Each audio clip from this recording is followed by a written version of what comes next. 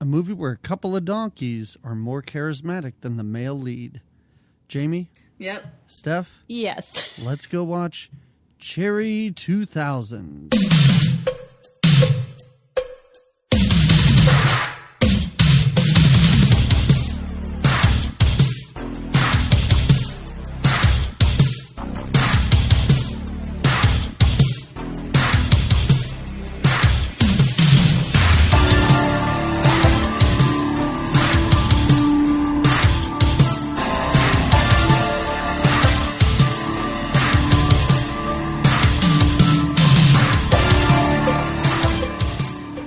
Everybody, welcome to another episode of Good Times, Great Movies.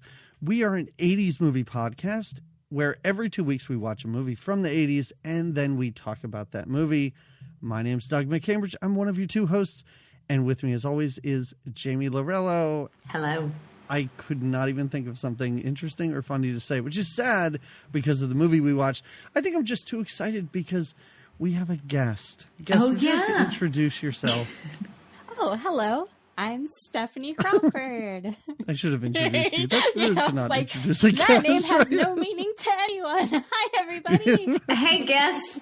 Do your it's own not work. as though I forgot who it was, right?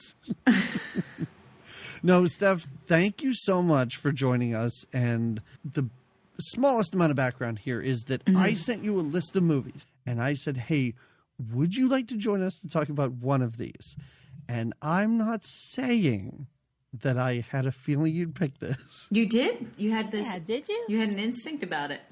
When you chose it, I was not surprised. Do you mind talking about this movie, like your relationship to this movie, if you have one? Or, like, where did you discover it? When did you first... Do you have any sort of emotional attachment to it? I do, actually. I and this film, we go way, way back.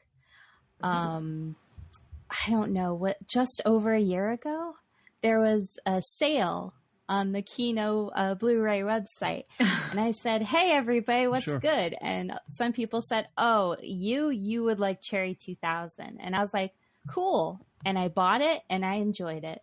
So it's storied. I'm sorry for getting a little emotional, but yeah, we go back a little way. That's so deep. you bought a movie and you liked it, right? Okay. All right, fantastic. Upon suggestion, and then suggested it to us. This is a beautiful wheel of suggestion. I love it. It works sometimes. It really does. It does. It does. I don't know why I thought you would connect with this movie. I don't know. I mean, I think we kind of brought you on as a Nevada expert. Is that correct? Do you live in that fine state? Does living there make me an expert? Well, I mean, I think it makes you more of an expert than the two of us who don't live there. Okay, there you have it. And this movie was 100% shot in Nevada. Like, everything was. And I don't know if did you recognize that butte that they blew up at one point? No, it was cool because I do like road trips and I like hiking. So there are a lot of vistas I recognized, and they tried to cut around it. There's a little bit of the Hoover Dam. Okay. All right. So first of all, before we get into the episode, I do want to talk to our patrons just a little bit because we do have a new Patreon episode up. It is our discussion on the made-for-TV movie. Oh, so good. Beverly Hills Madam. So good. Robin Givens, Faye Dunaway. Oh, so many pregnant hookers. It is so much fun. It's fun for the whole family. It's a TV movie. I mean, yeah, there was nothing too objectionable. No, it's true. I mean, spoiler, if you are okay with watching Robin Givens get, gang raped and then murdered? Well, you don't watch the gang rape go down. Let's be honest. It's the insinuation or the insinuation? That's the right word. Yeah. Sure. Why not? All right. The implication? Yeah. It's the implication of gang rape and murder for ABC TV. But anyway, so that episode is up, and we did just record our live episode of Supergirl, and that will be up for patrons only. So if you have been on the fence about whether to maybe give that $5, Jamie, what does $5 a month work out to every day. How many cents is that? I mean, I'm not good at math. Say any number. So Just I'll do it. say Just half a quarter, half a nickel, half a penny a day. Oh my God. Right? Okay. I can't don't do math think at that's all. right. But it's not much money. So go to patreon.com/Good Times Great Movies. Look at all the old episodes. We have Commando over there. You will never hear us talk about Commando, and you need to. So go over, check it out. So let's talk about this movie. Cherry 2000, 1987. Mm-hmm. Was made in 85 and was shelved for a long period of time. Well, they thought about it, and it really didn't make much money at the box office, did it? Not much at all, from what I saw from my online research. Yeah, I saw 14,000 on a $10 million budget, which is crazy. That's actually a little painful to see. When you see a movie that's really trying to do something different and it just biffs it that hard. But I wondered, was it out around the time of something else? Like, did something else just really kind of overshadow it completely? Or was it just that people couldn't wrap their heads around this post-apocalyptic world? Well, is it like midway through Melanie Griffith? No, pretty early on. Like, who is in it? She was nominated for Academy Award, what, a year after this? 2 years after this? Yeah, well, she did Something Wild. Right, yes. Before this was released. That was a huge smash. And then Working Girl would come right after, Right. I think. So I was trying to think of the other movie we did with her, Working Girl. How could I forget that? How could you? The way I described this to Jamie last time is, I think I said it's sort of almost like a Streets of Fire, Mad Max mashup. But I almost feel like there's a little bit of Buckaroo Banzai in here too. Yeah. Like, it's high concept, and a lot of those movies did terribly as well. Yeah. yeah, they were strangely popular, but none of them really exploded. Or maybe like 1 out of 50 would do really Yeah. well. And I think they're those movies that are more, cult classics or whatever the title is we give to movies that did terribly at the time and now people love. I'm not saying that this is a beloved film the way that something like Buckaroo Banzai is, but I think that this is probably held in higher regard now than certainly when it first came out. I heard that, are they trying to make another one of these? Of this? Are they trying to do like a remake? I don't know. Steph, did you hear anything about that? I haven't heard anything about, but I would not be surprised. Maybe. Like Cherry 3000? Yeah. 3000. I would actually like if they kept it 2000. Me too. But Me too. Jamie, this may have just been a dream you had after you watched I it. might have. I did give me trippy dreams after I watched it. I'm not going to lie. They were a bit robotic. They were a bit desert. And it was a lot of crimped hair. But it was They a good were a dream. bit desert. Desert. Yeah, it's a dream. A bit deserty. Yeah. It's a good descriptive word. No, I understand. Anyway, Jamie, you want to open this movie up? You want to talk about anything? Well, who doesn't love a little, for our opening credits, who doesn't love a little good flute, some neon lights, and the silhouette of a naked lady robot? Because that's what we get, right? It is In our a little opening? sexy opening credit Yeah. sequence. Sure. And are they called, so these lady robots are called, am I right that they're called gynoids? I like Lady Robots. All right, we'll call them lady robot. Even better. I don't like the word gynoid. It makes you think like they're uncomfortable. like moving their hips around in a very Gyrating. thrusty way. Yeah. Yeah. They are called gynoids, but yeah, there's just something about that. Because, gyrating, of course, but also Gynecologist. gynecology. Yeah. It's super gross. Like, this is a PG-13 movie that revolves around a man's broken sex bot, and it's a strange plot. I mean, I like it because it's so different, but I have many questions about women in society in this future, because it seems like other than Melanie Griffith, Who is a woman- badass. Right. Any woman we see is kind of a prostitute?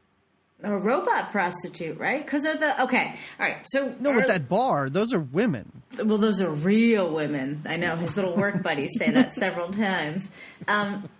So our little clean opening where we get to see this perfect little life that Sam gets to live with his robot wife cute little like futuristic apartment, right? How about that sink with that little like bubble thing? Yeah. Did you like that? That seemed, I don't know, that didn't seem very practical. I liked it as a weird 80s concept. Sure. In real life, you'd keep jamming your hands into it when you're trying to do the dishes, but right. it's cute to look at. Yeah, or maybe it's just completely electronic. You just push the dishes in there and it does all the work for you. It makes an awful lot of suds, as we find out, which can be lethal, apparently. And they have a sunken kitchen, which is something I've never seen. I've seen like a 1970s sunken living room where you take a little step down, but they have a sunken kitchen, which then just, I guess, collects and traps all the water once it's on the floor. Again, very dangerous for a robot to be making love in. But you don't think about that in the throes of passion, do you? No. And you got to think that there were probably robots designed for water sex, but they're probably like higher tier. I didn't even think about that. Or maybe he could have like I don't know, put on her like rubber sex outfit. I don't know. If she Maybe it was an upgrade and he's like, I'll get to it later. And then society collapsed and it was too late. He couldn't send in a rebate or anything. He couldn't send in the rebate. A rebate for your giant rubber sex outfit? Yeah, upgrade it to be water safe. We'll send you $200 back. And he'll be like, I'll put that on the fridge. I'll get to it. I'm sure society will stay making technology and not become wholly dependent on recycling or anything. It'll be fine. You turn around, then it's 17 years later. That rebate has long Circuit since City expired. will endure, damn it. Is it supposed to be 2017 in this movie? I thought, yeah. Right? Okay. Yeah. And Which is California. really kind of funny. Yes. Which And I'm not funny falling about for. Anaheim. Why is Anaheim as hilarious in this movie as it is? Anaheim is it's where Disneyland is. So that's It always makes me think of No Doubt. So anyway, so she also, when he gets home from work, his job, oh my God, I could talk for 45 minutes about his job. Oh, when he We'll get goes into to that. work and his workmates, his two pals at work, are Which like is what he cartoon does, characters. which is what, work at a recycling plant where people push around shopping carts full of junk the whole time? Yeah, this is what the world's come to. No, it's a really weird quasi-apocalyptic thing where you still put on a suit, you still have to get up in the morning, go into the office, but then it's just, people pushing around junk and being like, hey, you're going to the weird bar where societal norms have completely broken down after work? Patooey!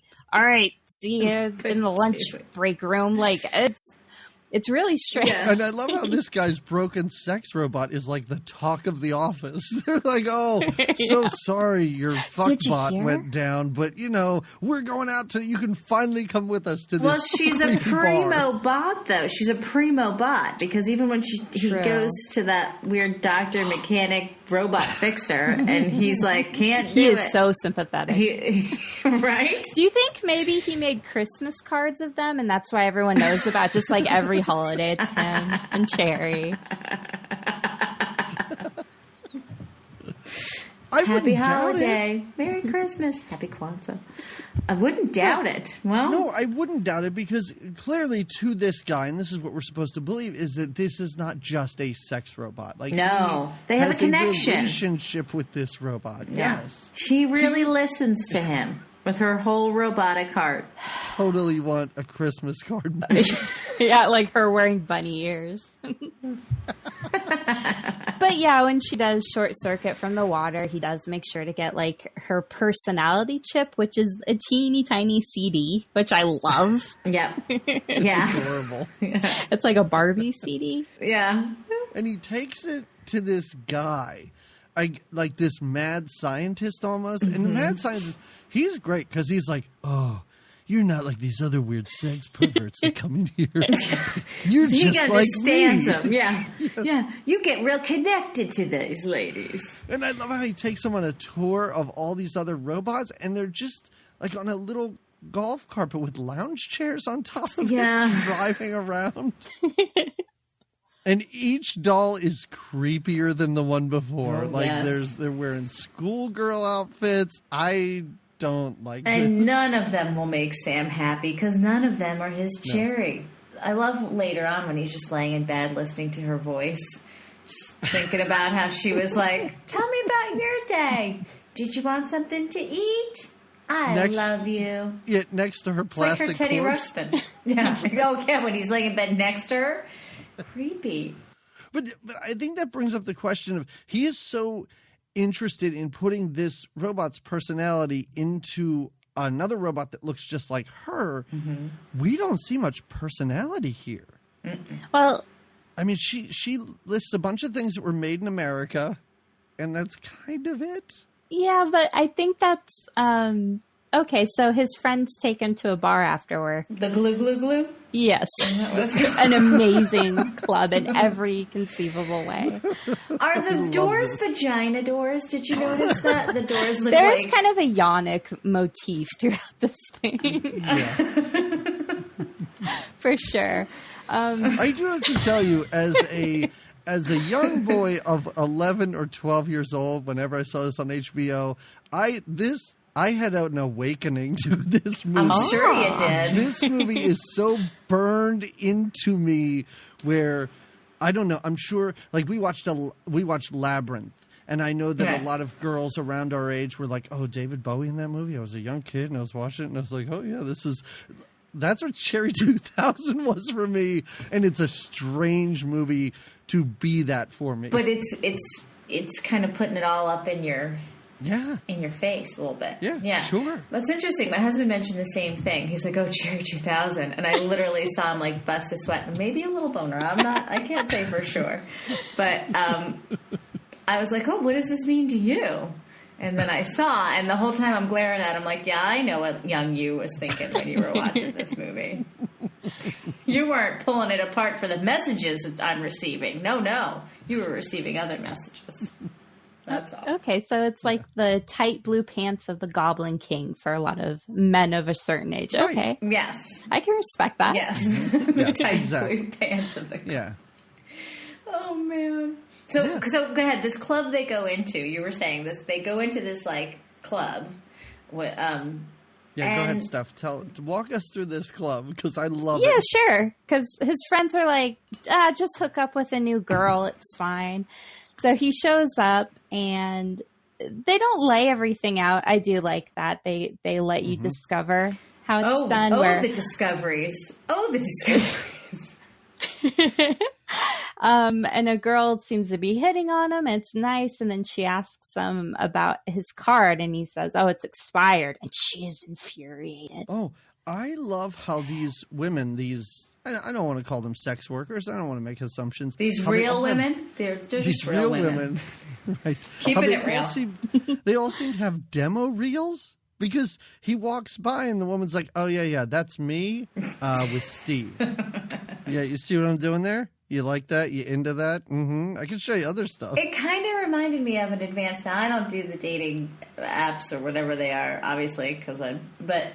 like a modern day Bumble, like, you know how you could but an advanced version. Like if you could go on Bumble and see the sexual exploits of your potential Bumble, which I don't know, the future, maybe we're not far behind that. Maybe that's where we're getting to. Who am I to know? Well, it's in person too, so you can't catfish them. Plus, true. Apparently a lot of people bring lawyers in there. Oh yeah.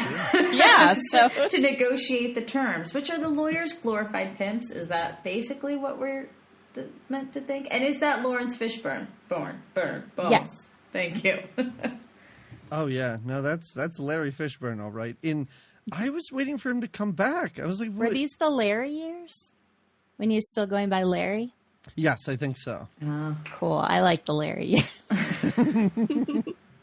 Yeah, well, but no, he's one of those people where even if you give him one or two lines, he always had that magnetism. So you're like, oh, he's gonna like help him escape from something or give him a clue about where to find a Cherry 2000. No, just really cool glasses. The club is glue, glue, glue, and the information he gets when he just can't recover from the sadness of losing his Cherry is basically laying in the bed with her corpse, just playing the voice recording. Listening to her recording. Exactly. Creepy.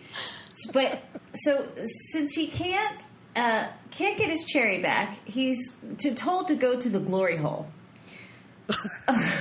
What? That's where he's got to What go. are we doing? What are we doing in this movie at this point? I don't know. Maybe Glory Hole in 1985 did not mean what it means now. Oh, it definitely Of course did. And it I love did. it. Of course it All right, did. fine. I was trying to give. All right. He's got to find a tracker. This information is given to him by that shady mechanic surgeon, I guess we'll call him. Right.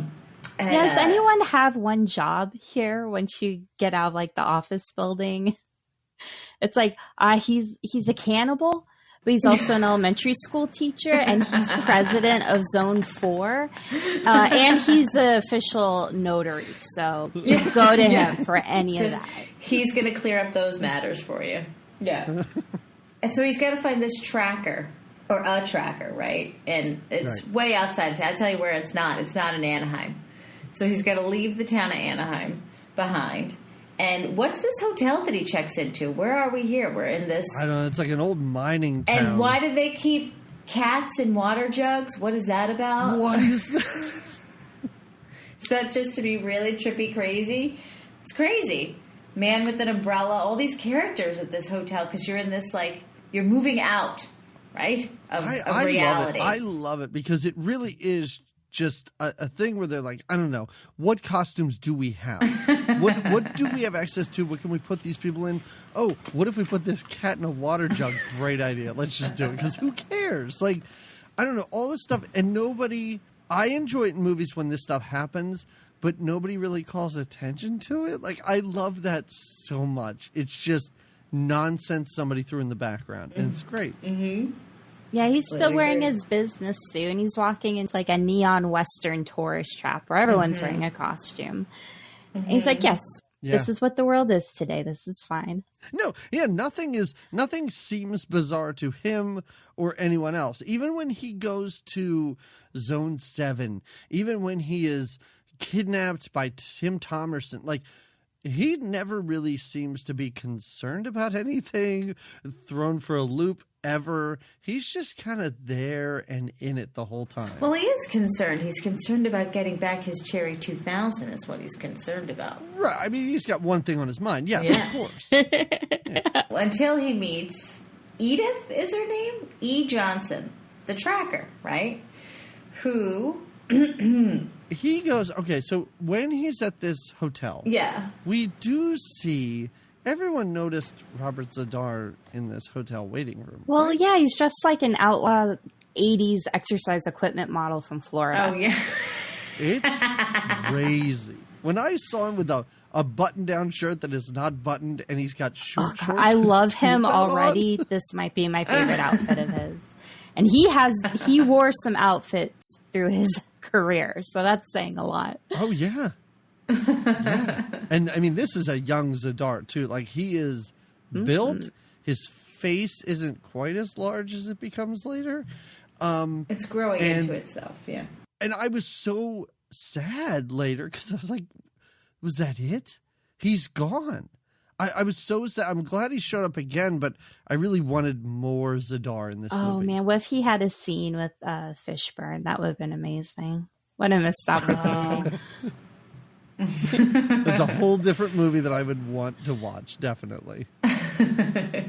So he heads to E. Johnson's just little house. It's a nice little house.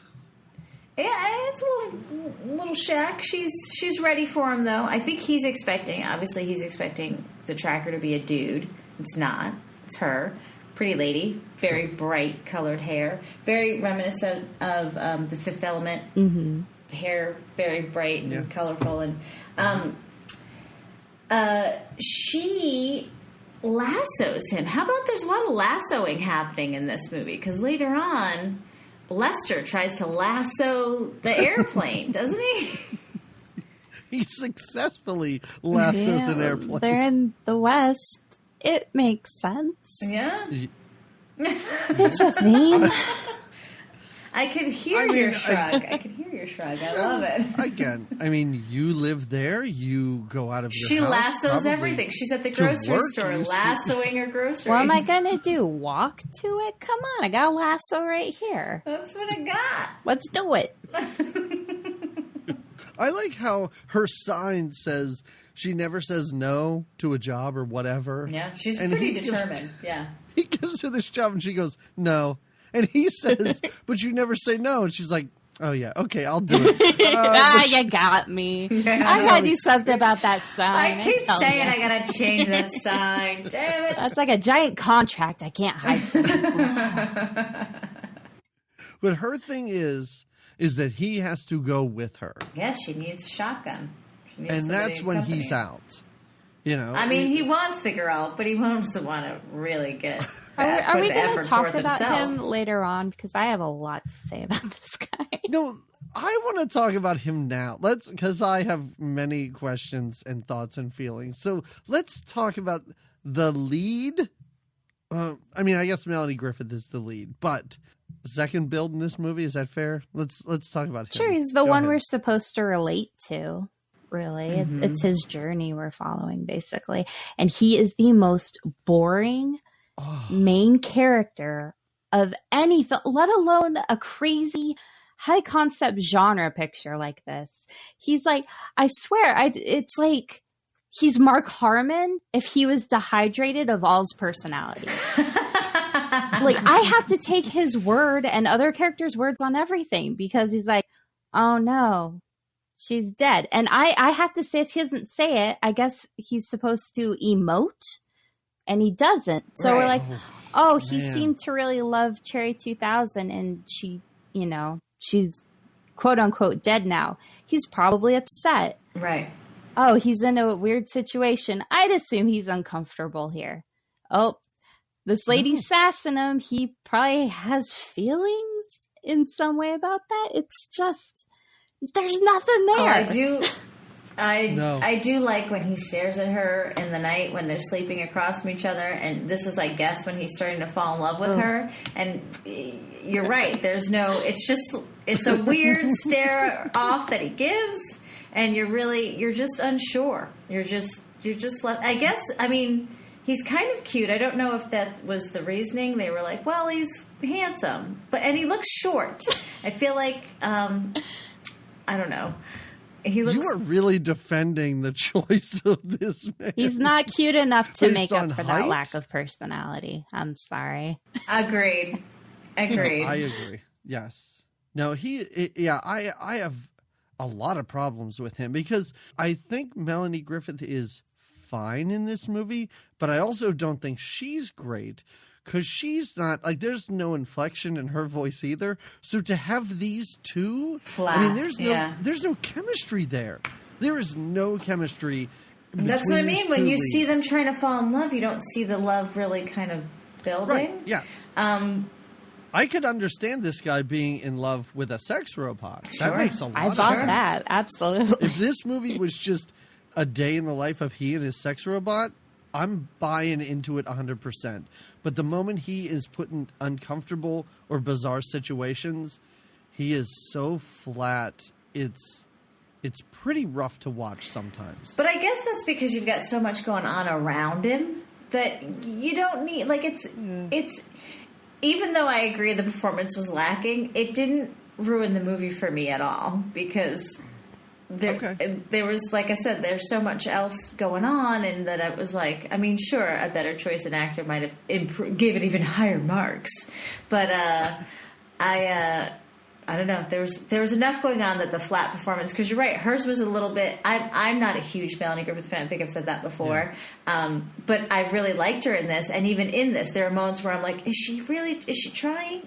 What's happening? What's going on with you, Mel? I feel like she was trying. She just didn't really have anything to work off of, because when you look at Something Wild, her and Jeff Daniel, even though he's playing a pretty straight-laced dude, he has a sparkle and they have chemistry, and you can see him processing emotion. And that's not here. And there's humor, and they understand the humor.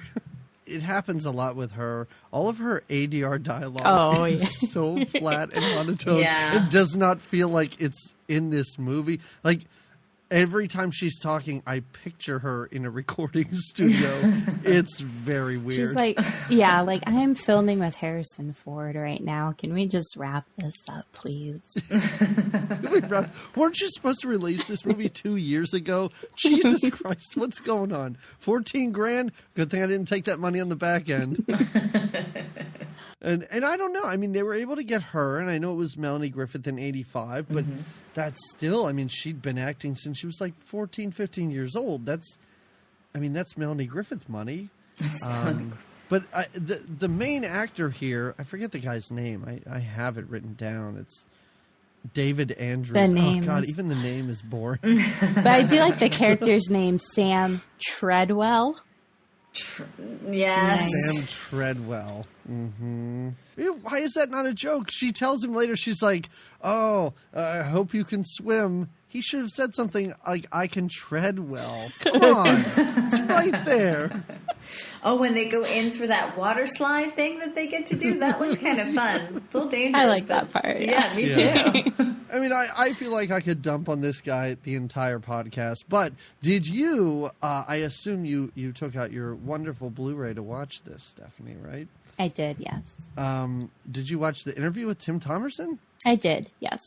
Okay, all right, okay. Because I did like how he said that this guy had a theater background, and this was his first movie. So maybe, I'm not saying that excuses it, but maybe it explains it Yeah, a that little could bit. be a weird transition. Yeah, what else did he do? Nothing then. Oh, no, he did a ton of stuff. No, Okay. he's done a lot. He has an extensive Oh. IMDb. Okay. Yeah. It's a very kind of masculine career, though. Isn't it? Just like very traditionally. It's very much like the elder statesman of the Navy and stuff like that. You know, it's a very Solving Mark Navy Harmon and Yeah, interesting. Navy thing he I'm said. on Yeah. to you, man. David Andrews. I'm on team, man. He really was the weak point. I mean, I think a lot of times in movies like this, the bad guys get a lot of stuff to do, and they have the meteor roles. This is such evidence of that. Like, every time Tim Thomerson was on screen, I loved it. Every time Ginger was there, I was dialed in and so happy for everything that was going on. All right. So let's talk about after Melanie Griffith says, or he says, no, he's not going to go after she lassos him, but he eventually gets away. He goes to a bar. Right. And where he gets made fun of for being a little out of place, you know? Yeah. And he announces that he's Sam Treadwell from Anaheim. And boy, do these weirdos in this bar get a whole laugh about that. Oh, love it. They do. They do. And there's two guys in the bar that he kind of buddies up with. There's a Deaf Earl, and I don't know the other guy. I don't know. Well, there's some shady shysters. Can we talk briefly about the how bar? At this bar he orders a rum and a cruller? Yeah, that's actually a really popular drink in Nevada Oh, a rum and cruller. and parts of Cal. Yeah, great dunking. Like, you wouldn't put together. But, you know, you hear about French fries and a Frosty. Oh, yeah. Try it. Yeah, good. No, sometime. The bartender will be like, thank you. We order these donuts every day and we barely sell any of them. I love it. Like, I love the idea of just booze and pastries. Just You a need bar something in that's- your belly to absorb all that booze. There you go. And again, just like that cat in the water bottle, it's not made fun of. It's not really a joke. It's just something he says. And then we see that quote-unquote deaf guy eating a donut. Yeah, donuts and booze, man. I mean, donuts are a thing now, so they might have been right about that. I don't know about where you... I don't know what you mean by a thing. Like, I mean, there's donuts have donut been a- shops that open up, like, everywhere. Although donuts, I guess, they're a bigger thing now than ever before. Although I will say in California, in Nevada, there's, like, it's the donut shops. There's the thing. Have a donut. Well, the Cronut brought it back, and then cupcakes came in a little bit, and there's a bit of a battle. Don't forget the cake pop. That was a weird thing. Oh, yeah. That happened, yeah. Pastry trends. That's really what I took from Cherry 2000. Pastry Trends 2000. Oh, by the way, I felt like I was misleading before. 2000 is like her model number. It's not it's not meant to sound futuristic because they're already past that in the movie. But. Oh, I just thought she was a 17-year-old robot. Like I thought he had just had. Well, that's just a whole host of others. Yeah, that's a whole different. Yeah. And if she can't listen, and I don't want to get too gross here, but if you can't get this robot wet, how are you cleaning it? He's got to clean that sex robot, right? Yeah, but it's not soaking in bubbles, I suppose. It's wiped down with a sanitary towel, I guess. Yeah, but you know, she had her head, like the back of her head, soaked in it. Maybe it was just all right. Crevices he doesn't normally explore that weren't designed. Maybe you could like unscrew her head and just take care of the rest of the body or something. Yeah, you polish it up. You know, maybe if she was just some whore robot from the street, okay, but it's like basically his wife. Thank you. Right, okay. He brings her flowers every day. Every day. And she'll just chuck them out yesterday's flowers and plop the new one. This kitchen sex is a daily thing. He comes home, he eats a shitty hamburger and green beans, and then they have sex in the kitchen. I'm assuming every day. It's not a terrible life. No, especially in this time period. Sadly, the most normal thing you could experience. Yeah, you're right. No, when we see what his coworkers are up to, yeah, you're right. Those shady little coworkers with their vest and their fancy hat. When he's at this bar, he gets a little more information about a man named Six Finger Jake, who he's told is dead. The shady Six Finger Jake, right? Or the almighty Six Finger Jake, I should say. And these two guys try to kind of shake him down. That he's obviously looking for someone to do his job for him, this fine and cherry job kind of tracker. And they claim they can do it, but they take him outside and try to take all his money. It's not a nice thing that they do, but they're not nice people.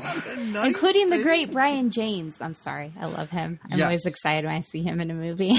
No, that's fine. When people pop out, please mention them, because there's a lot of faces in this movie, and I really didn't notice some of it while I was watching it. But then going back through IMDb, I was like, oh my god, these are big time actors in this. But my favorite line at this point is when, I think it's Brian James that says this, when he's like, oh, Zone 7's a weird place, man. People stay up all night playing Twister. Playing the Twister. I guess that is a sign of a weird place. I get it. No, for sure. Because later it's not Twister, but they're all full-grown adults. It's, midnight? And they're just playing Hokey Pokey. Oh, yeah, they are. Dancing their little hearts out. And this is after they execute someone. And I was like, I think this Hokey Pokey is more sadistic than the execution they just performed. Yeah. I agree. So yeah, I am with him on that. Even in that world, that's some weird shit. Yeah. Yes. He almost gets robbed by these two incompetent dummies. Mm-hmm. Like, these guys are morons. But he actually manages to get away, and then he runs back to Melanie Griffith and says, you got the job. Yep. And she's got like a bitchin' Mustang they get into with 45 switches she's got to hit. Oh, yeah. The 80s futuristic thing. Just like, hold on 5 minutes. Doop, doop, doop, doop. Switch, click, click, click, click, click, click. I like when they're in the car and he's like, how do you even see out? How do you see out of here? Because it's all just these this panel of knobs and stuff. But she doesn't. She drives by feel. She doesn't have to see. She tells him, "Drive by feel. Oh, I can feel it." That's how I drive in my fancy car, getting out of fast, quick moves out of glory hole. I mean, this is one of those tropes in movies where you get someone who hires someone else for a job, and all they do is question the methods of the person that they hire. You're right. Yes. And every turn, he's like, what do you do? Why would you do that? Are you lost? Can't do that. What are you lost? He keeps asking her. She's like, I think I'm the one. I like when she makes him wear the helmet, because I just think it's funny to have him sitting there with that helmet on. Yeah, you know that's just for her amusement. Yeah. Totally. And he does give off the vibe of a guy who might need a helmet in the near future. Yeah, safety first, right? So where do they drive through at first? That's when she makes him put the helmet on. They drive through just a barricade. She's like, oh, here comes a barricade, put this on. And after they get through this barricade, he seems to be like, well, what was that? And she's like, oh, it's just these guys that don't have anything else to do. They're real mature. Like, this is dialogue in this movie? Yeah, it's like they're projectile, like, giant guns off a mountaintop. Like, these goofs. Oh, he's up to something. I'll just kill them real quick. Trying to be little assholes is what they are. She's, Go get a hobby, you kid. Yeah, she seems minorly inconvenienced with people trying to murder her. Right. But it's exhausting. So she lays down to take a little cat nap before the journey continues. And I like it. At first she's so eager. Well, why are we going? We should go. What are we doing? She's like, take it easy. It's my job. I'll get it done. And while she's taking her little rest, he is listening to his voice recording of his Cherry 2000 just saying, I don't know what she was saying. I love you. No, he's listening to them have sex. Oh, that's right. Yeah. That's right. He is. After he throws a tantrum that she won't let him drive the car. It's like, fine, I'll listen to my sex tape on the wall.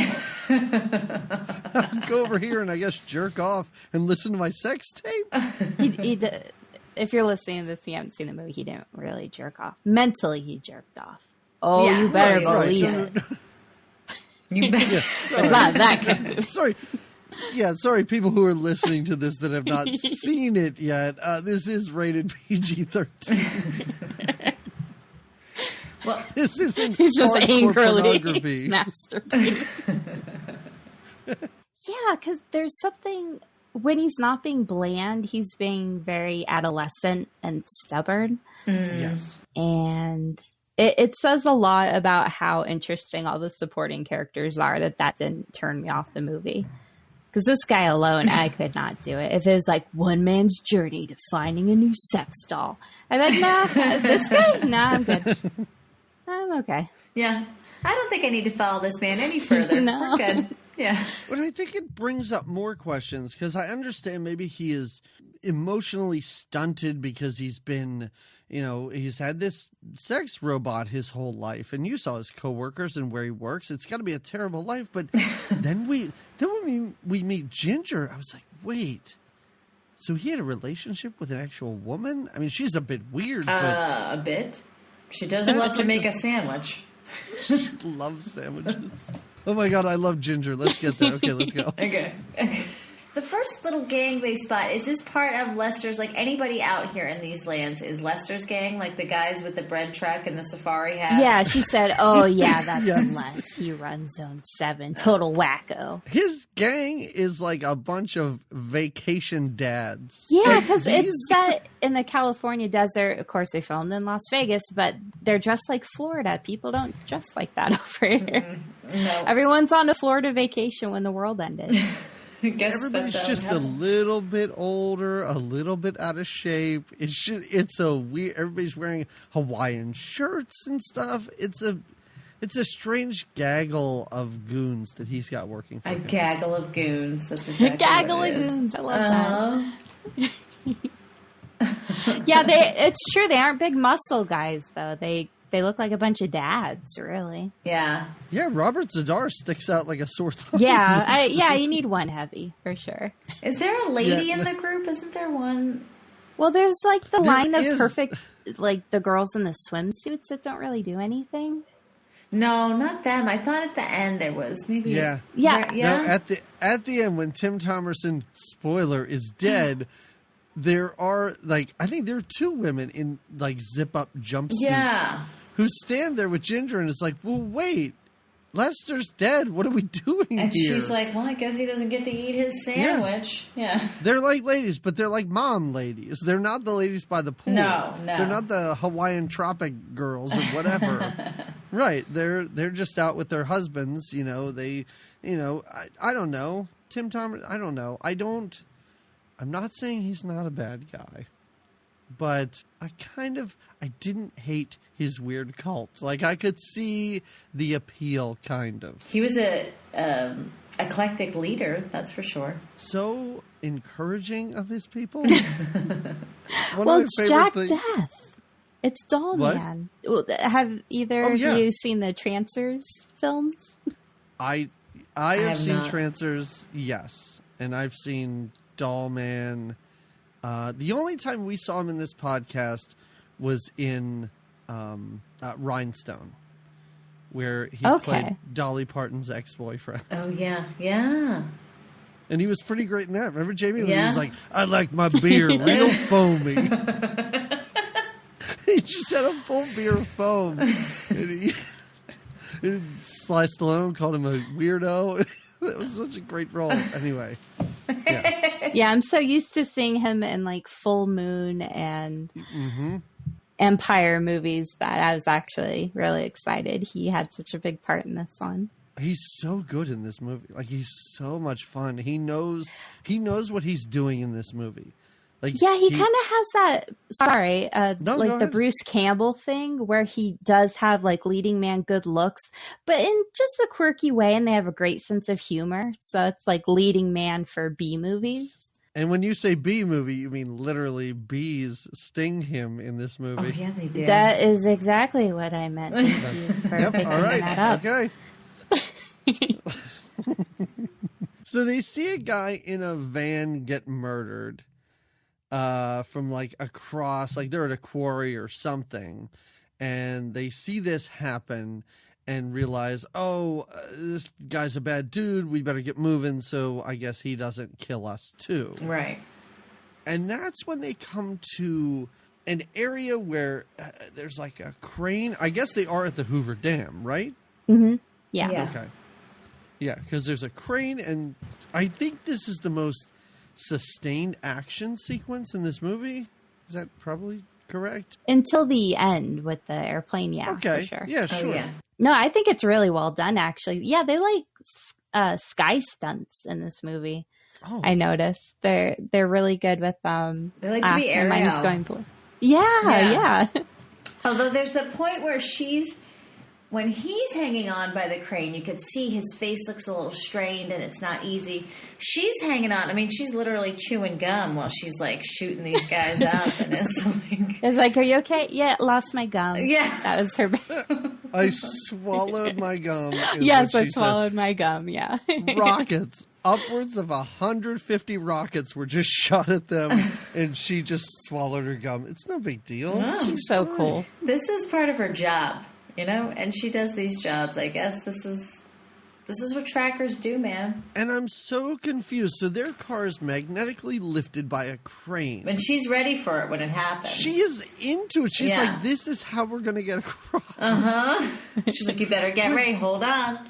But it's not like the crane driver's working for them. Like, he wants them dead, so I don't quite understand what her plan Well, is. she knows how the crane's going to take them over. Oh, my God. And she's like manipulating the situation to get where she needs to go. Super resourceful. And as you said, Steph, the stunt work is great. Whoever Melanie's stunt double is at this scene, like hanging onto that car, because she like hooks up the crane to the winch on the front of the car so that when the guy, and unmagnetizes, right, that's a thing. Yeah. The car, it like falls and still swings, and you see the stunt person really get whipped around. Oh, yeah. The camera holds on it. They're not tricking you. She's doing it. Yeah. I know in the commentary they mention her name. I don't have it, but I guess she's like pretty legendary as a stunt person. So Was the commentary good? it is. It's with the director Okay. and Walter Chaw, the film critic, who's a big fan of it. So yeah,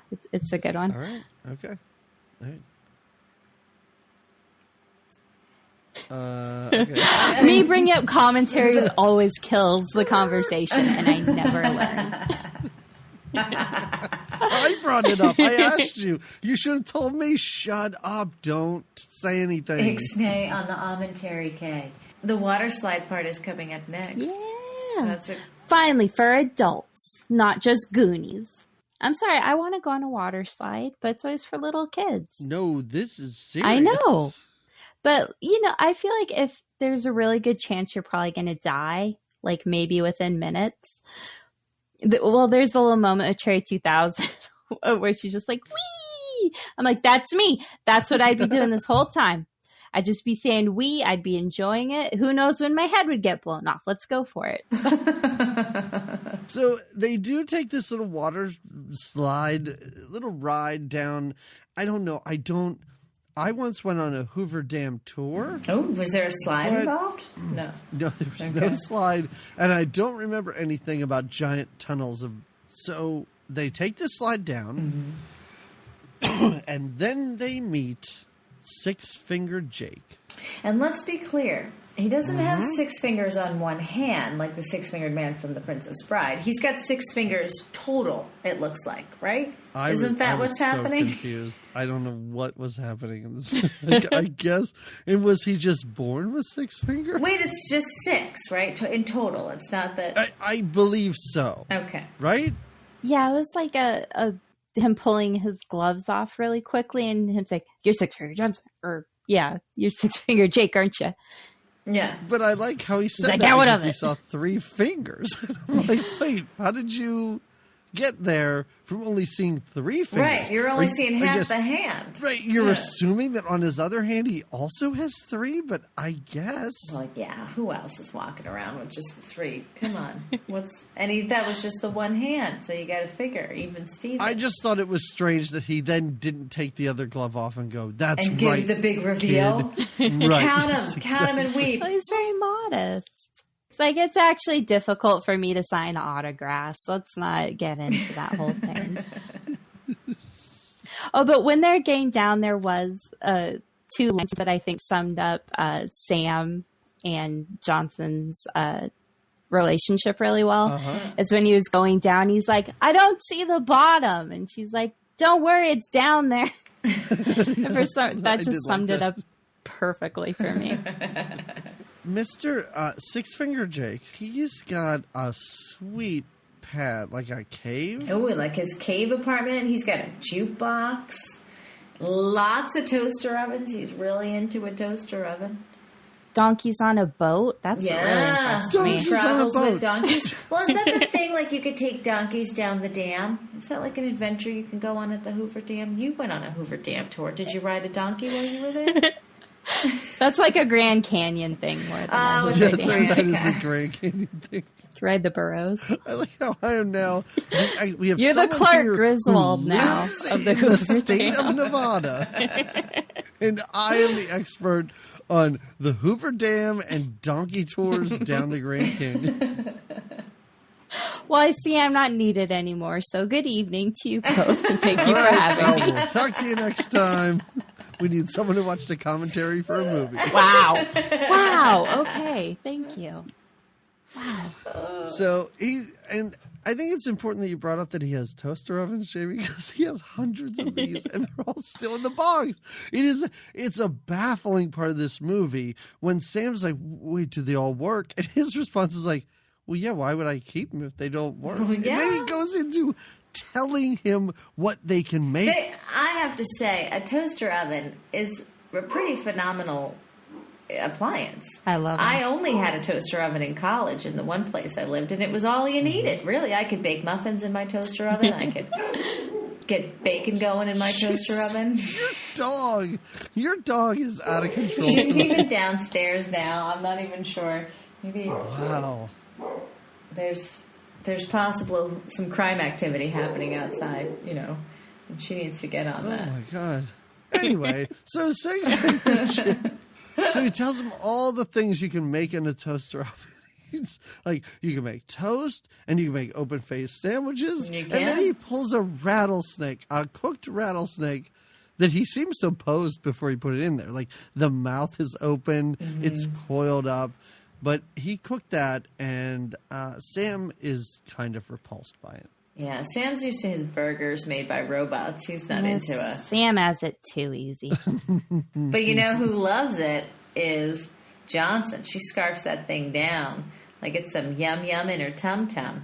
But her and the six-fingered man are they have a nice little relationship there. It's like a father figure, maybe? I don't know. Yeah, or like your favorite Yes. uncle that you like going to see. Your favorite uncle that lives in a cave? Yeah.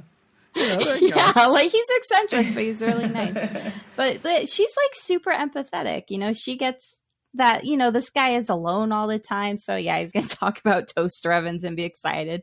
And Sam's like, well, this isn't about my sex robot. So Yeah, exactly. I'll just go listen. move this along. Let me go listen to my don't wanna hear recording. Yeah. They do argue. Sam and Melanie Griffith, whatever. Well, What's her name? Edith Something Johnson. Well, it's Edith, but that's not like a cool tracker name. So. No. Right. Okay. I just didn't know what the E stood for. So, But are we starting to... Drugs. I mean, Edith. So just go by Johnson. okay, got it. Right. So are we starting to think that she's kind of fallen for him? Because she is starting to get... Well, unless she's just always like... She kind of put off and defensive about like, well, she's just a freaking robot. Well, yeah. Like even earlier he shows her a picture of Cherry 2000. She's like, her eyes are red. He's like, it's the Flash. It's not her eyes. And she's like... Yeah, he even says She's he's a like, Terminator, man. Accept it. if I took a picture of you, your eyes would look the same. And her response is, but I'm not a robot. All right, that's fair. That's her response to a lot of the things. She's like, well, because I'm not a freaking robot. Because I'm not a fucking robot. All different expletives and not a robot. No, and I understand, like, we saw where she lived. We saw the guys at that bar. Like, we saw the human trash that she, you know, interacts with on a daily basis. It ain't easy. So this guy, even though he's, you know, as interesting as a board, he's a good-looking dude. So I guess we are to believe at this point she is falling for the guy. Definitely. I wouldn't say falling, but yeah, he's in good shape. He looks clean, you know. She's checking his. What's she checking? Looks his like teeth he like a bathes, dog? isn't rotting from the inside out. So she's like, yeah, Right. I could get laid. That would be nice. We could get that done. I don't think she's like, I'm so taken by everything about you. Like, oh yeah, I'll hump you. Well, get some stress out of the way. Come on. No, that's okay. That's a good Because it is point. a stressful job she does, and she does it to the very bitter end. So sometimes you need to, you know, rub some lady parts on some man parts and just feel better. Reduce the tension. I do think that Jake even wants to kind of get her laid, because when the two of them go off and start arguing, he puts on some like sexy song on the jukebox. Yeah, he does turn to that giant jukebox. Was how you got that jukebox in that cave, I don't know, but it's precarious. And what it's plugged into, I don't know. I mean, they're generating a lot Yeah, of it's power. the with Hoover Dam. Dam. I He just understand. tapped into that somehow. There you It's not go. water power. I love it. I love it. And I really do, you know, Jamie, you pointed this to the scene where you realized that he was just dull and uninteresting. But I do like their little eye contact here when they are sleeping. And she's, you know, he sees her naked back, and that's enough for him. Well, and now he's used to getting it on the daily from his sex robot. So now that he's getting nothing, a little naked back is going to, you know, make him feel like an 11-year-old Doug, I suppose. I don't know. I got to tell you, I remember the naked back scene. You do. There were a lot of scenes in this that I remembered. Do you remember who you thought was cuter back then? Johnson or Cherry? Oh, no, it was Melanie Griffith. Oh, nice. 100%. Because Melanie Griffith was a woman. Like, that was oh my God, this is so... This is so personal. Like, I remember this so much, like, looking at her and being like, that is a grown woman. Like, that is not a girl in a movie. That's not a little girl. Like, that is a woman, and that is what women look like. And, yeah, and it's crazy because I didn't follow Melanie Griffith's career. I don't really like her as an actress. I couldn't name more than 4 or 5 things I've ever seen her in, but it's just this movie. Like, this movie had a huge impact on me. Impact. That's what we'll call it. All right. We'll call it an impact. We'll keep it classy. I think that's safe. I'm sorry to put you on the spot like that. I appreciate it. I It's not loved that it. Jamie ever does that. I'm proud of your choice. I mean, I'm not saying I don't understand why people would choose a sex robot. I get it. It's a whole But- industry now, No, so there's- yeah. There's Yeah. no... Yeah. I know. I don't think they figured that out yet. Well, yeah, they're not high tech, but that's a conversation now. That's what I get into. But yeah, there's definitely a market. Yeah, I assume those guys in Japan are frantically watching Cherry 2000 trying to figure out this Where'd they go technology. wrong? Where'd they go right? Waterproofing is underlined 3 times. Yes, and circled, boldface, highlighted. Must. Yeah, factory showroom. Put them in schoolgirl outfits. God. Okay, all right, we're getting this now. Yeah. So, Six Finger Jake and Melanie Griffith are like, I don't know, they're on top of the Hoover Dam or whatever, and instantly floodlights, they're caught. And then suddenly, I don't know what his job is to sneak around over the rocks, but he's hit on the back of the head with like a 2x4. And this is when he wakes up at the Sky Ranch. Yes. I love the Sky Ranch. I kind of want to hang out there. And that's definitely the kind of place when you're road tripping from Vegas to like LA that you'll just see kind of abandoned That here you'll and there. stumble upon. I Yeah. love those places. So yeah, it's like Wait, are those like real places? Like, yeah, are just they like these little hotels resorts or that something? used to be really happening in the 60s, and then they built the freeways and it took all the business away, Right. and then they'd build up like Reno and Vegas, and they just kind of died out. And then there's these sad little spots that are just like dried out. No, Jamie, when I came out to visit you in LA, didn't you want to take me to one of these places where we it was like a sweat lodge and we would I don't know, take mushrooms or something, and some dude would... Oh, that's a cool way to get murdered. You should do that. What'd you say? What? Go ahead. And we could podcast about it then. Yeah, I don't know why we didn't do it, but yeah, do you remember that? Yeah, was it that dome place that I wanted to take you to where it's the sound? I can't think of the name of it now. Was that it? I think so. It was something... That I can't think of the name of it, but it's the dome place where there's all these sound frequencies that supposedly happen in this one place out near the Joshua Tree. Is that it? Were we going to take mushrooms and go there too? I don't know. What a magical thought. You guys are cool. I felt like that was part of the deal. Well, keep in mind, we didn't do it. We do didn't do this. it. Yeah. We thought we were cool and then just never did it. But Patrons, you're let them welcome to know join that us. you would like to hear this adventure. Tell them to hit record too when they go on this trip. Yeah, patrons, if you want to hear an 8-hour episode when we're on mushrooms, then please just let us know and we'll figure it out.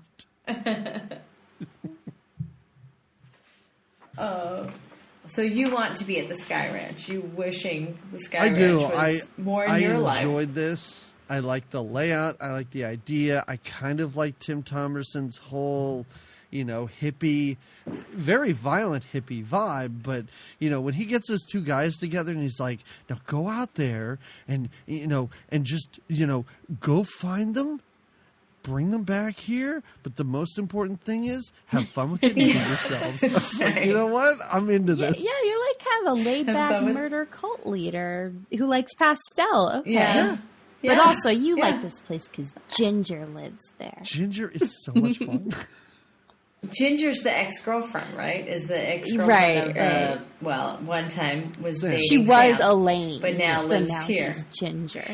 And she kind of made me think of Shelley Long in Troop Beverly Hills mixed with 80s Kim Cattrall.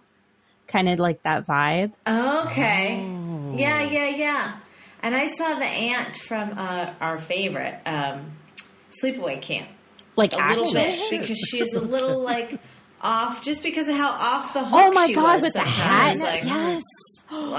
This mashup of all that, Yeah. right? No, she's kind of impossible to not love. All right, so he wakes up at this Sky Ranch to his ex-girlfriend. Mm-hmm. Like, we as the audience, it's a weird introduction in that We don't know how we're we got almost there. meant to- we're almost meant to believe that we should know who this woman is, but we never saw her before.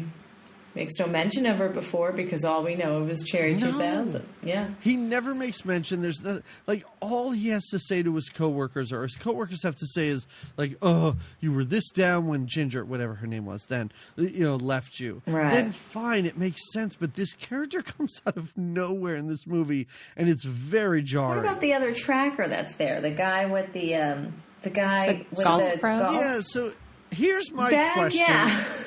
And Steph, you're going to answer this because I'm sure you know the answer. So they have Sam and they have Melanie Griffith's car, which they say that they found this other tracker who pretends to be a golfer. Yeah, he's on. Correct? I love that they mention he's on his way to a tournament in Elko, which is such a small town. You only know about it if you live in Nevada, and you know it from seeing it in the weather report. Okay. Like, Elko's 4 degrees cooler today. They get everything. They're sitting down, they're having dinner, which just looks like bowls of marshmallows. It's kind of like a low-key version of the dinner in Hook, where you can't quite tell what they're eating. It's just brightly colored. Yeah. I assume Tim Thomerson is not into eating animals. I would assume this is a vegan friendly. Well, they talk about eating healthy, right? Right. In front of a bowl of mushrooms, yes, or marshmallows. Doesn't he want doesn't he want Sam to work out more? He's like, you should work out. Like, you should be like productive if you were working out. It'd be a good look on you. Yeah, it's like, man, I have a lot of scrawny guys on my kill squad here. It wouldn't hurt to get a little bit more muscle. Yeah. I got a lot of chubby dads already. No, I was going to say, so at the dinner when we're our golfing guy, he doesn't make it long because don't they put the bag over his head and then they're going to kill him? Yeah. Like, he's dunsies. For lying. Is that what it is? Because he was lying? Because he didn't tell? No, because he is a tracker. And he thinks he's a tracker because he keeps saying stuff like, well, why did we find this in your car, this in your car? But it's not his car. It's Melanie Griffith's car. Mm-hmm. So I read it as this, he's basically like a desert wanderer. Found the car, and then they found him, and they took him for a tracker.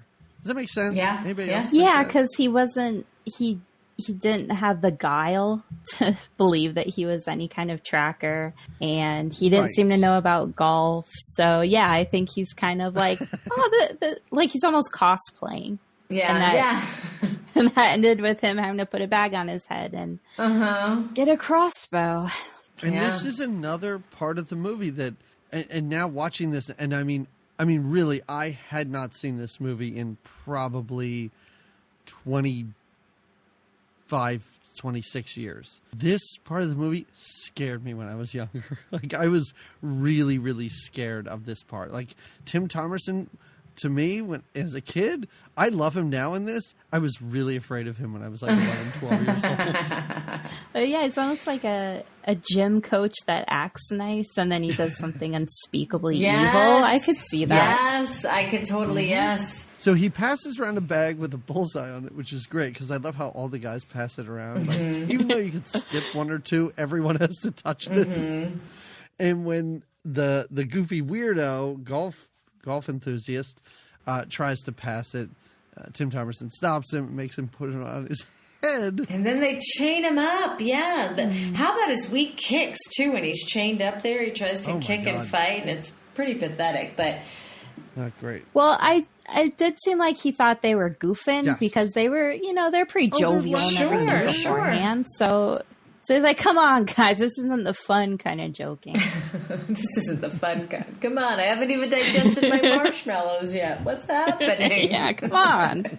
So first he pulls out a gun, which I think was pretty funny because of the whole golfing thing. When he points it and he's like, this is too much club. So then Ginger gives him a bow and arrow and he shoots it right between this dude's eyes. Like bullseye, pins his head to the wall, I guess. Yowzers. And everyone sings the Hokey Pokey. It's a hokey pokey kind of night. Sickos. Yeah. Also, at one point, Tim Thomerson does show Sam a picture of Cherry 2000 they found in the car. Oh, right. He's like, do you know who this is? And he says, no. And he's like, this is a Cherry 2000. I got piles of them out in, I guess, what used to be Vegas. But we don't have a chip for them. We can't get them to work. Too bad, because it's like slamming an octopus. Great line. Octopus. You're right. Right. I forgot about that. That's a good line, yeah. Or no. Such a weird movie. But of course, when he does try some acting, when he mentions the chip, he kind of looks up furtively and looks back down. It's like, real okay, guy. Yeah. I like that idea. You know what? I'll try some acting right now. We'll see how it goes. Oop, nope, that was a bad idea. Was terrible. I guess I'm done. Yeah, better stick to my flat angle. It's better for me. So that night, Sam tries to escape. He's going to get away. He has a little fight with Robert Z'Dar, which I thought was kind of funny because he punches Robert Z'Dar out, and which I was like, well, no, that didn't happen. But of course it didn't. Melanie Griffith is there and saved him again. Yeah, that was a great reveal. You're like, he one punched him out, and then you see a knife in his back. You're like, all right, good on you. And Six Finger, what's his name? Jake. Yeah, Six Finger Jake. Yeah, he's there and. He only has one donkey, and it's so sad. It's so sad when Sam's like, "What happened to your other burro?" And he goes, "Oh yeah, they shot him in the chest." I almost thought he was gonna reach over and hug him or something, but they just kind of stared at him. It's like, well, it was kind of touching. It was touching adjacent. Mm-hmm. Yes, at least he asked about the burro. Right. At least he showed some concern. Know that he asked because that's where the chip was. Oh, yeah. His concern was more for his special chip. Right. Remember? Because later on he's like, oh, that burro had my chip on it. Yeah. I like how he knew which was which, too. That's kind of cute. This one has amber eyes. The other one has chocolate brown eyes. And that's how I tell them apart. They both, though, have soulful eyes. So that does make it difficult. So then he's, I guess, very angry that he doesn't have this chip anymore. So he decides to blow up this entire camp and I guess murder all its inhabitants? Yeah, that's his plan. He's just going to burn it down. Burn down the Sky Ranch. He hates bees. He puts a gas can full of gas, a giant gas can Molotov cocktail in the bee hut, lights it, and leaves. And there you go. And exits. So it's a whole thing. They all get away. The three of them get away. Mm-hmm. Six Finger Jake says that he will meet them at, I guess, the gas station or something, Snappy Tom's. Oh yeah. So they head off. The whole place is blowing up. Mm-hmm. The dads are all running around confused as to what to do. Mm-hmm. Tim Thomerson's upset. Ginger's making sandwiches. Who knows what she's doing? It's chaos. But now let's go visit Snappy Tom.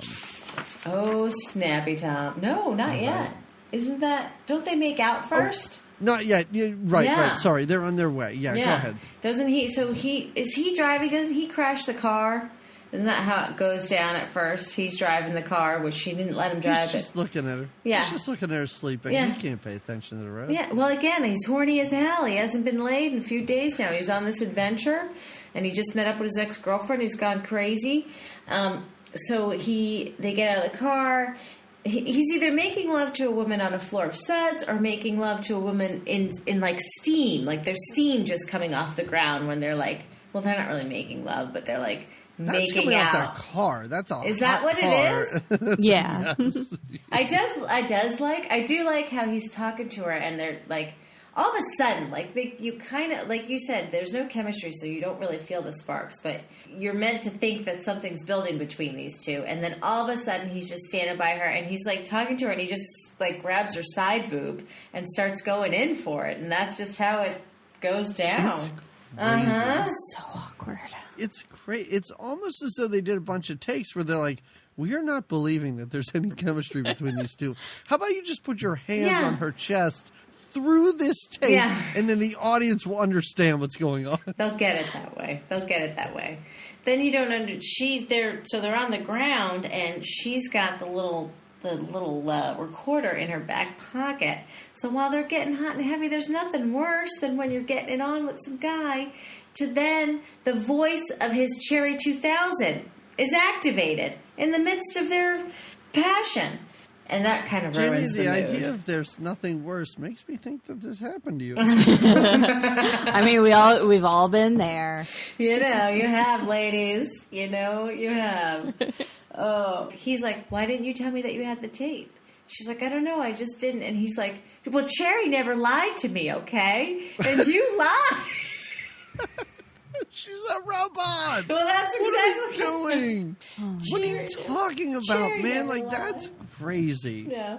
No, that thing. It's like one of those novelty sound effects things you have as a kid, where it's like doo-doo-doo-doo, like a fart noise and everything. Oh, but yeah, it's like their sex life and their entire relationship on this little button It's thing. all on this And the little second thing, he yeah. heard it, he just flew off of her. Just Yeah. wanna slap him. He is the worst. The more I talk about this guy, the more I dislike him. Yeah, and it's weird too because my thought was, okay, Melanie, if you really like this guy, like, wouldn't you just throw this out the window or something like that at some point? But maybe She's you're right. torn. Maybe she. I think. Oh no, I was just thinking Yeah. maybe she just wanted to get laid, and then after that she'd be like, oh, look what I just found in the back of the car. Yeah, 'cause technically she is an employee, so she's like, well, Right. I won't throw stuff away, but I might manipulate it a little bit. She is an employee. She is. I wanted to see the contract that was drawn up before the show. But the fact that his hands are on her boobs, I could not get over that. I was like, what? How is this even happening? Like, how is she not saying anything? I don't know. Or how is it not played for laughs for just a little bit? Like, while they both acknowledge this, it's nothing. It's just what is happening and what we're seeing. Yeah. No, it kind of feels like everyone was uncomfortable. The actors, the director. So maybe he's like, just touch her sensually. And he's like, Yeah. boob. And she's like, I just want this take to be over with. Fine, side Yeah. boob. Literally, fine. she's like, oh, jeez, please. Please. Oh, that's okay. If this is how it works in the theater, let's do it this way. Yeah. Whose method is this? Ugh. So they go to a gas station / house of prostitution, I believe, which is run by Snappy Pete. Wait, is that his name? Snappy Pete? Jesus Yeah. Christ. Snappy Tom. Oh, man. Oh. I love this part where they show up at Snappy Tom. I love when Snappy Tom is hiding from them and comes out of a refrigerator. This is amazing.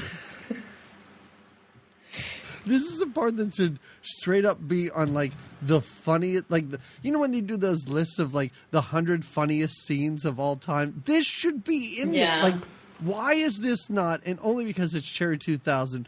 But just the fact that every character pulls a gun on another character and Snappy Tom comes out of a refrigerator. It's amazing. And then, of course, to wrap it all up, Six Fingers comes out of a door. He just shows up out of nowhere, and he's got a gun on him. And then they all seem to understand, oh, we're all good friends. This is fine. Right. We're good. Right. The introductions go around, and they're all gonna hang now for a short minute and be friends.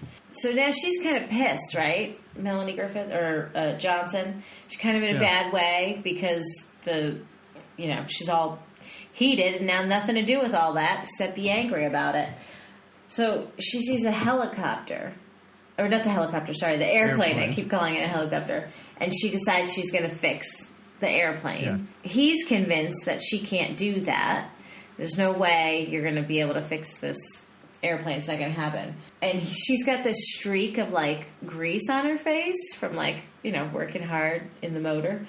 And what does she say to him? We can't all be glamour pusses 24 hours a day. Because he's like, you look like a mess. This isn't going to work out. I don't know what you're trying to do with this airplane. And she's like, well, we can't all be glamour pusses. I love that. Because what the hell, glamour puss?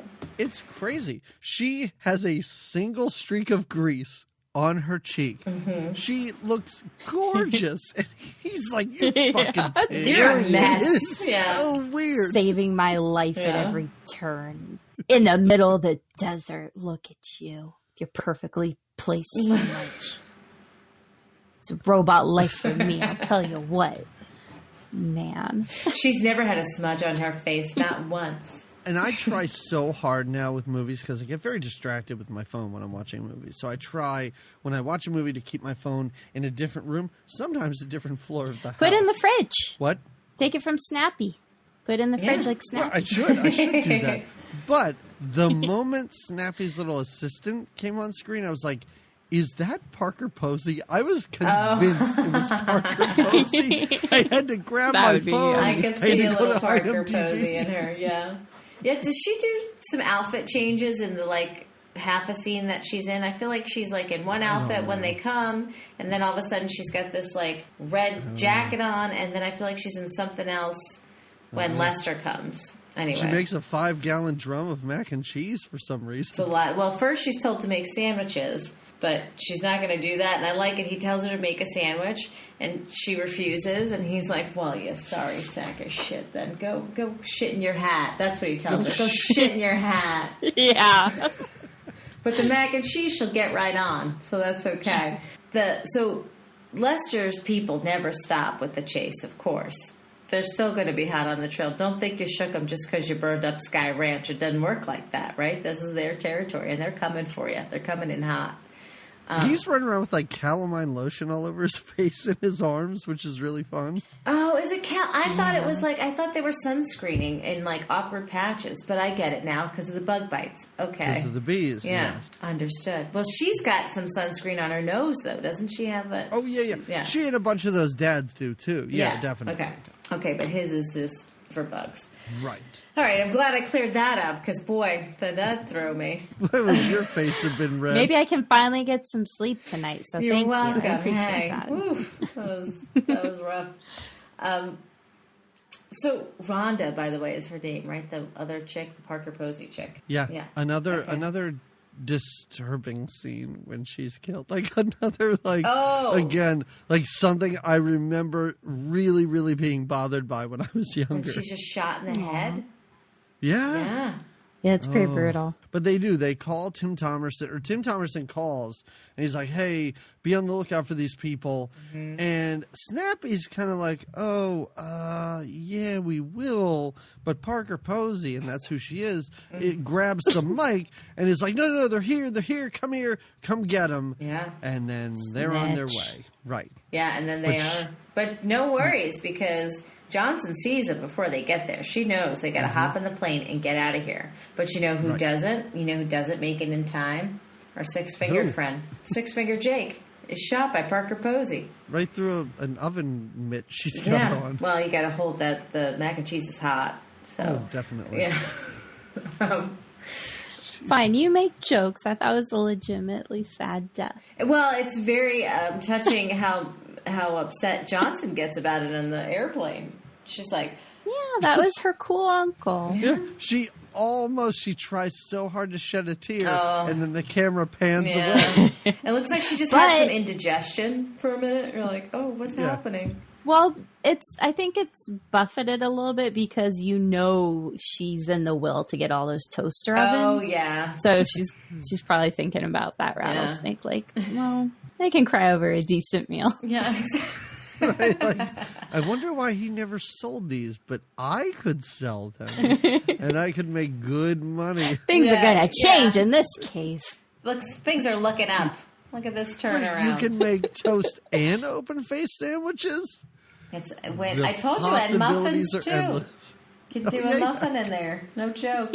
It's the only way to deal with leftover pizza, in my opinion. It's very true. No one wants to put that in the microwave. It's really funny. I grew up in a household with no toaster ovens. I have never had one my entire life. Oh, get one now. It is life-changing. Man, it was like microwave or oven. No. Wow, okay. It's the toaster oven. It's the mini oven. It's the little helper. Like, instead of the vacuum, sometimes you need a dust buster. If you guys get into merchandising Cherry 2000 toaster ovens, might be something to look into. I like this You know what? We do have a TeePublic. I don't know if they sell. You might need to expand a little bit, but that's a good start. So they fly to matte paintings of Las Vegas buried in sand. Which Resident Evil 3 totally ripped off. So anyway, Tim Thomerson also shows up. He's got a bunch of guys on ATVs. He spouts a bunch of stuff. He's like, he tells them that life is an adventure. I love that. Be friendly, very yet inspirational. firm. Very inspirational leader. I take notes from his leadership. So while his guys are getting ready, Sam and Melanie Griffith, they just find all these sex bots in body bags. Oh, it's disturbing. It's kind of gross. In this back closet, but this is what... Might as well be swinging from meat hooks. Yeah. Yes, exactly. That's what it reminded me of. Like this is the area they've been looking for. This is the zone, whatever that they've been looking for the whole time. They're finally there. I like how she's like, be quick about it. I like she opens one bag. She's like, is this her? He's like, almost, but not quite. There's brunettes. They don't even open the bag on the brown hair because we're looking for a blonde. Yeah, you don't open those brunettes. That's disgusting. They should have an own section. Not here. But they find her, and she's in a beret, as exciting as that is. First, I was like, what's behind her head? What's happening? Is that part of the packaging?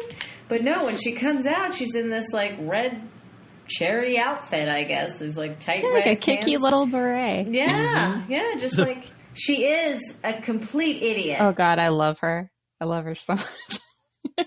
R.I.P. She died pretty young, too. Recently, yeah. Like a mysterious death. The actress, really? Yeah. Yeah, I don't think it was anything like cancer. It was just like, oh, she died. They are able to escape. Cherry acts like a stupid baby the whole time, like she's making goofy quips. I like how she's sitting like with her head like, I wish I could watch this on TV. Yeah, I'd rather watch this on TV. They're like shooting and she's dusting off his coat and just like chilling. Like, oh, I love it. She's the robot and she has so much more emotion than Sam, our lead. Yeah, I agree. When she gets there, all of a sudden I'm like, okay, here's the energy we needed. Here's the vibe that we needed to catch on. Yep. Yeah, that little bit of goofiness and sweetness for sure. Mm-hmm. Yeah, not to spoil the ending, but you want to make a sequel to this? Cherry 2000 and Ginger. I would watch that movie where they're just like roommates and they get wacky eating adventures. Sandwiches together. She's like, this is beautiful when she's eating the sandwich. It's so beautiful. They shoot up the place. They're killing guys. Guys are shooting at them. Even though Tim Thomerson was like, I want them alive. Don't. Everybody is just spraying bullets all over the place. It's just a big shootout. Yep. They shoot Tim Thomerson. He falls through like a glass ceiling, but he's really not dead. We'll see him in a little bit. I do like how it almost was like he looked around him. He's like, well, I want this to be dramatic if I'm going to die, and kind of throws himself through it. I appreciate that. That's some flair right there. I really enjoyed, and not to get too deep into the Blu-ray. Guys, buy the Blu-ray. When with the interview with him, when he's like, did I do any stunts? What stunts did I do? And he's like, oh, yeah, I fell through that ceiling. That was no big deal. That wasn't anything. But he was really upset when he had to be hung upside down because all the fake blood kept running into his eyes. Yeah, actors seem to hate that because I guess they leave them up there way too long, or at least they did back in the day. All that blood rushing to their head, they can't handle it. So, Tim, you're going to be up here today. Yeah, you're upside down. Don't worry about it. I mean, Ginger will bring you sandwiches. You'll be fine, but you got to just stay here all day. So they get in this plane to take off. Oh, no. Too heavy.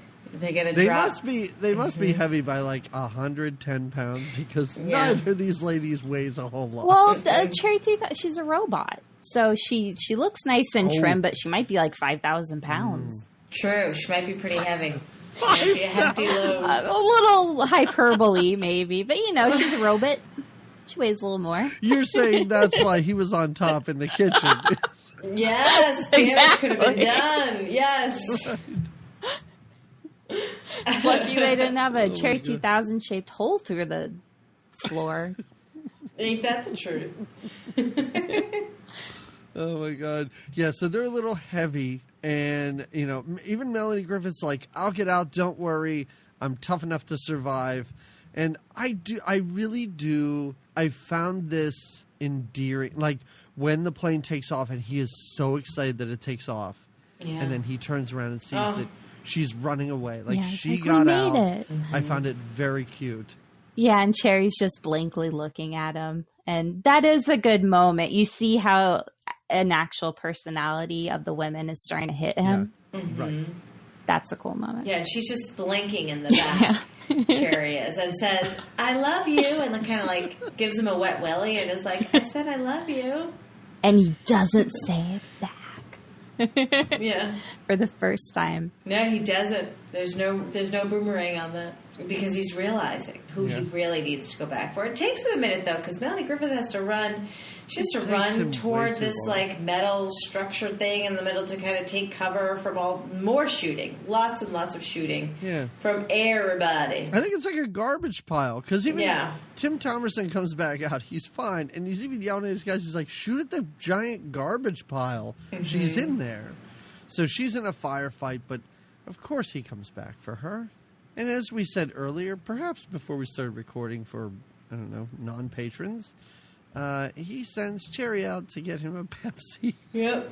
Go get me a Pepsi. And she's like, very specific. Okay. Very specific. Because she's even like, a Pepsi?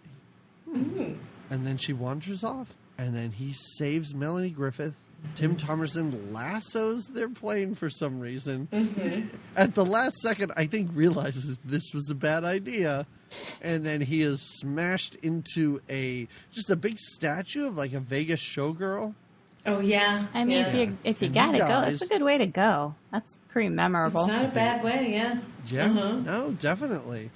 They fly away and make out. It's such a happy ending. And then we see Cherry 2000 like sidle up next to Ginger and be like, "Hey, what are we doing here?" And Buddies. They have sandwiches together, I guess. That would be a great little buddy movie, the two of them. Yeah, I'm with you. A wacky girl and her robot buddy. Anyway, all right. So let's get to, and Jamie, I think I can always kind of tell your feelings when we talk about these movies. I think when you hated something, you make it very clear. But what was your overall thought when it came to Cherry 2000? I enjoyed it. I really did. Like I said, I don't usually like when I heard it was Melanie Griffith. It kind of rolled my eyes. But it was, like I said, sometimes I was forgetting to take notes because I was like, what is happening right now? It was not a movie I'd ever seen or heard of before. So I enjoyed watching it. I liked it. Not that I'm watching it again right away, but it's the kind of movie I would watch again because I feel like there were things I missed because I was busy trying to take notes and know what we were going to say here. So I liked it. Yeah. Steph, what do you want to say about it? Well, I am a fan of it. It has this kind of chaotic messiness and a little bit of a clunkiness to it that I find very charming. It's just so full of ideas. I love the locations. I am a sucker for Southwest desert locations. As much as I hate the lead, I'm going to say hate, the supporting characters are just, it's like they stepped out of a comic book. It's so fun. And it's just, sometimes you're just in the mood for, a fun little weird adventure movie. And this really fits the bill, in my opinion. I like it a lot. Totally. This is a dumb movie that everyone should watch. 100%. I mean, it's not great, but it really is a lot of fun. And I think for this one, I mean, there's a lot of nostalgia. We talked about it for me. I really, truly, personally enjoy this movie. But I do think it's something where anyone could just sit down. Like, this is almost a perfect TV movie. You put it on TV, it takes 2 hours long with commercials. I think it's enough fun to engage you for that amount of time. But it's crazy. You should know it's a TV movie that's a little bit out there. It's not like watching... No. I just mean if they put this on TV as a movie. I see. Cut it up like a late afternoon Sunday movie. I feel like it's kind of perfect for that. Yes. This is a perfect Sunday afternoon movie. You're right. Yeah. So at the end of this, Steph, I told you we do recommendations. Do you have a recommendation based on what we just watched? Well, it's going to seem like I'm cheating, and I wasn't. It's just a coincidence, and it's going back to the Blu-ray. They mention both of them. So I guess I'll just support it. The late Pamela Gidley, she has a smaller role in Highway to Hell. But Kino also released that movie, and it is bonkers. It has a lot of kind of the practical, weird casino locations, a lot like this film. Just like another high concept, crazy, how the hell do we get out of this situation movie. And I would also check out the director's other film, Miracle Mile. Oh yeah, that's good. Yeah, I love that. Really it's still crazy. It's still kind of, we're going here, meeting these strange characters. Now we're going here and we're meeting these strange characters, but it's a little bit more straight laced. It's a little more grounded in yeah, in reality, and it's one of my favorite subgenres where it's just one night of madness, and you just follow them through the night. So One Crazy Night. I do like that. Jamie. Well, my recommendation goes off of how they took Anaheim, and there was a. So, have you seen the show Baskets, the Zach Galifianakis show? It's been canceled just this season. It came out in 2016, and they've had 4 seasons. I think the 4th one's about to come out. Zach Galifianakis he's a Paris clown who is kind of a failure and has to go back and live in his hometown of Bakersfield, and he lives with his mom, played beautifully by Louis Anderson, and he becomes like a rodeo clown. So it's very sad, but the characters are very kind of crazy, and I mean, as the seasons go on, it does get a little crazier and crazier, but it's that desert feel because he's out in Bakersfield that was like my first, like, I don't know why, this reminds me of Baskets. So it's a really great show. It's really a lot of fun, and Zach Galifianakis does a great job as well, because it's not, it's a more very serious role, very dark comedy. So yeah, I recommend that. From this, it's fun. I think I saw the first 2 seasons. I kind of lost track after that. But I haven't seen season 3 and 4, and I did hear that they are not renewed for next year. But it was good. I enjoyed it. Yeah, no, I liked it a lot. Very good. And my recommendation is a little bit of a deep dive in that I looked into the guy who did the music for this, because I enjoyed the music for this movie. And he did a ton of, like, he did the music in RoboCop and Conan the Barbarian. And he did the music in a movie that I just saw recently. It's on Amazon Prime. It's called Spellbinder from 1988 with Tim Daly and Kelly Preston. Has anyone seen that? No. I don't think so. It's not great. That's a terrible way to explain it. But Tim Daly of Wings fame, he saves Kelly Preston from like being sexually assaulted, and he brings her in, and they kind of form a relationship, and she starts living with him, and it takes a long time, but then a woman shows up looking for Kelly Preston, and she is from a witch's coven, and they need her for some reason. Oh. And if you're looking for like a sexy thriller, that's what this is, but it's very slow, and I think the ending makes it worthwhile, but I don't think it's for everyone. But it was really interesting, and it's on Amazon Prime, so if you subscribe, just check it out. It's worth it. That sounds fun. Oh, and see Trancers if you haven't. One of Helen Hunt's first roles, just a really fun, crazy sci-fi movie. Oh my God, that is Trancers. Okay, sorry. Sometimes I get. Sometimes it sounds dumb. Sometimes I get Trancers and Dollman mixed up. He's a little guy in Dollman, though. That's why he's Dollman. I know. So, Stephanie, would you like to plug anything? And before you plug anything, there is something that I want you to plug, because you are, and no offense to anyone else I follow on Twitter, you are my favorite Twitter follow. Aww. Like, I'm an old man and don't understand how to use Twitter, but if I did, I would try and model my Twitter usage off of what you do. It is wildly entertaining, and you appear to be on there all the time. I don't know how to take that now. Thanks. It's a compliment. No, I'm sorry. I'm not saying that as though it's a bad thing. It's the first social media thing that I've ever kind of liked, because I just have dumb jokes all day. And I'm like, oh, this is an easy way to make people read those. That's awesome. So I kind of took to it. But thank you so much. I appreciate it. So yeah, I'm Scrawfish on Twitter. And anything I write, any podcasts I'm on, it goes there. And I do have my blog linked in the bio. So yeah, just go there. Oh, nice. Well, thank you so much for coming. I really do appreciate it. And I know it was a bit rough there. No, it's smooth it out. Everything you guys hazed me pretty hard. It was a little hurtful, but I get it now. So just thank you. It's part of it. It's part of the whole, and you passed. So good job. So when we have you on again, you have to stay in the shower. I apologize, but it seems to have worked. Okay.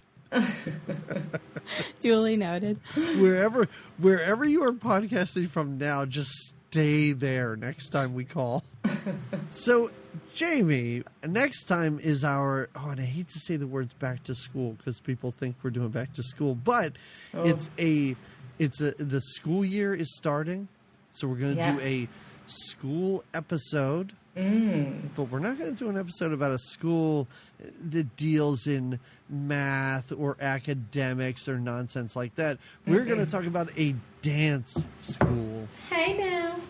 So we're going to talk about Fame next time. So everybody watch Fame next time, I guess. I don't know. Is that how we end these shows? I have no idea anymore. Do I just say what movie we're doing? Yeah, you just tell them what we're doing, and you tell them great. Thanks for coming, and then you tell them all about the places to find us. That's usually what you do. Oh, if you yeah, I to always recap. forget that. Yeah. Guys, find us at all those places. All those social media places. You can find us anywhere. Just type in Good Times, Great Movies in Google. Whatever search engine you use, I don't know, Ask Jeeves. Who knows? Whatever you use, type us in. You'll find us. And watch Fame so that you can listen to our next episode in 2 weeks. I'm getting my leg warmers ready. I'm ready. Let's do it. All right, everybody. We will talk to you again in 2 weeks. Until then, have a good 2 weeks. Bye-bye.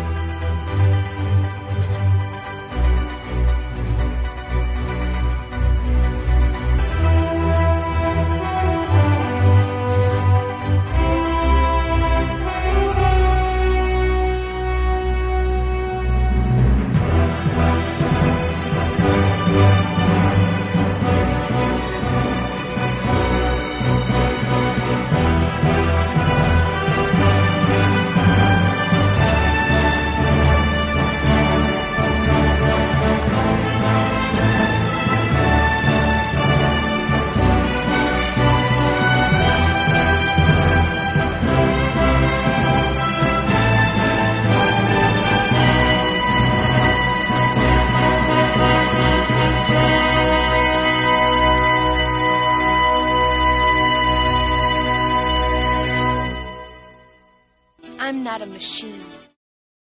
I don't know. This movie should be shown in a class. What? That what was is that? magical. Wow. I'm sorry, you guys. David Bowie just got here. I'm going to have to go.